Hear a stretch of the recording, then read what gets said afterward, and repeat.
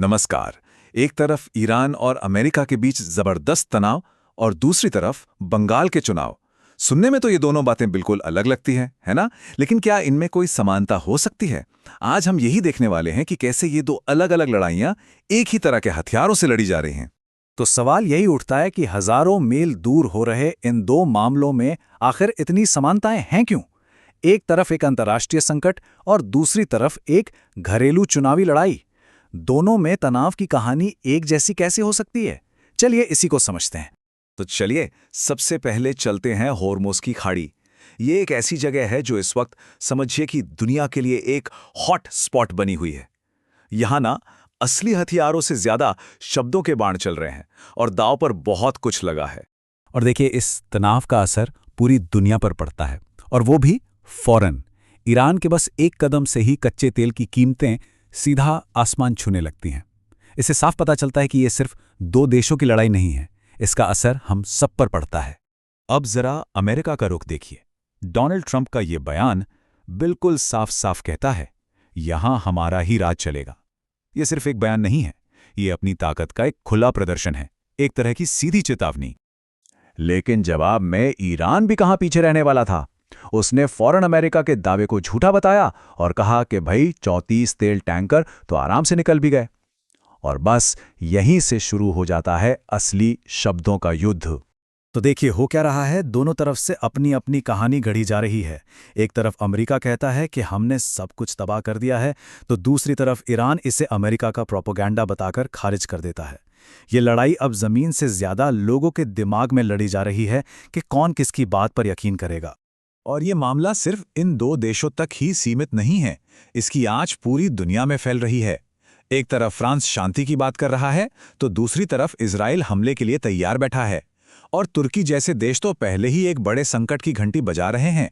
मतलब ये तनाव कभी भी पूरी दुनिया को अपनी चपेट में ले सकता है। अच्छा, अब हॉर्मुज से सीधा आते हैं अपने देश में, पश्चिम बंगाल के चुनाव। यहां भी एक जबरदस्त जंग चल रही है, लेकिन यहां हथियार है वोट, और अफसोस की बात है, हिंसा भी। और बंगाल के चुनाव में लोगों ने हिस्सा भी कैसा लिया? बढ़ चढ़कर करीब 93% मतदान। ये आंकड़ा अपने आप में दिखाता है कि लोगों के लिए ये चुनाव कितना ज्यादा मायने रखता है, कितना अहम है। लेकिन लोकतंत्र के इस सबसे बड़े उत्सव में हिंसा का एक बदसूरत दाग भी लग गया। कहीं पत्थरबाजी हुई तो कहीं उम्मीदवारों पर सीधे सीधे हमले हुए। ये चुनाव सिर्फ वोटों की गिनती नहीं, बल्कि कई जगहों पर डर और दहशत का खेल भी बनता दिखा। और यहां भी बिल्कुल हॉर्मुज की तरह ही एक शब्दों का युद्ध छिड़ा हुआ है। बीजेपी और टीएमसी दोनों ही पार्टियां अपनी अपनी जीत के बड़े बड़े दावे कर रही हैं। एक तरफ से आवाज आती है बदलाव की, तो दूसरी तरफ से कहा जाता है कि जनता का फैसला हमारे साथ है। और इस बयानबाजी की गर्मी को समझने के लिए अमित शाह का ये बयान सुनिए। ये सिर्फ एक राजनीतिक बयान नहीं लगता, ये एक सीधी सीधी चेतावनी है, एक धमकी है। इससे पता चलता है कि चुनाव जीतने के लिए किस हद तक जाया जा रहा है। लड़ाई अब सिर्फ वोटों की नहीं रह गई है, ये मनोवैज्ञानिक दबाव बनाने की भी बन गई है। तो ये तो हुई दो बड़ी लड़ाइयां, लेकिन इनके बीच देश के दूसरे हिस्सों में भी बहुत कुछ चल रहा है। चलिए एक नजर डालते हैं कुछ और जरूरी खबरों पर। बंगाल के साथ साथ तमिलनाडु में भी जोर शोर से चुनाव हुए, और वहां भी देखिए 85% से ज्यादा लोगों ने वोट डाला। उधर बिहार की सियासत में भी हलचल है। वहां की नई सरकार को विधानसभा में अपना बहुमत साबित करना है। मतलब राजनीति का पहिया कभी नहीं रुकता। और इस पूरी राजनीतिक गहमागहमी के बीच देश की अदालतें भी अपना काम कर रही हैं। सुप्रीम कोर्ट में बंगाल से ही जुड़ा एक अहम मामला है।